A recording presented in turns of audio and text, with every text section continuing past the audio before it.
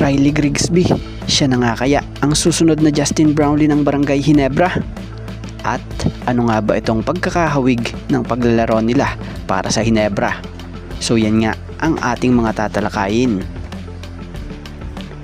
Speaking of Riley Grigsby, napaka-impresibo nga ng ipinakitang laro ng bagong import ng Barangay Ginebra sa naging kanyang unang salang sa PBA kalaban ng Phoenix Super LPG Fuel Masters.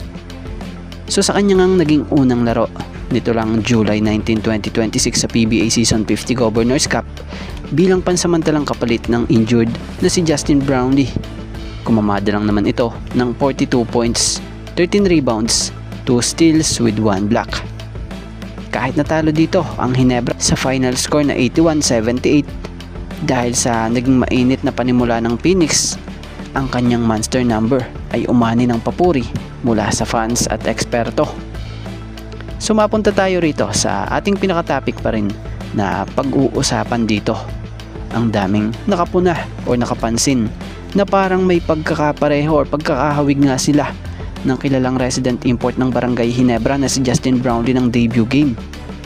Unang-una, kung ikukumpara natin ang unang laro nila Justin Brownlee at Riley Grigsby sa Ginebra, parehong kahanga-hanga ang pinakita nila.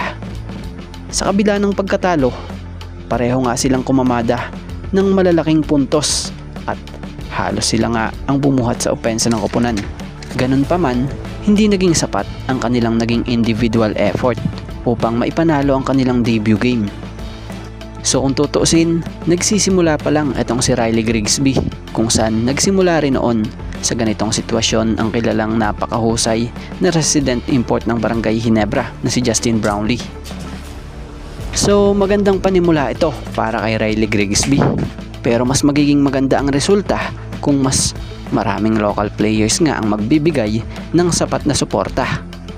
At isa pa sa pagkakatulad ni Riley Grigsby kay Justin Brownlee ay pareho nga pong humble at walang kayabang-yabang sa court. Eto. So paalala lang natin nagsisimula pa lamang po etong si Riley Grigsby. NSD. NSD. NSD.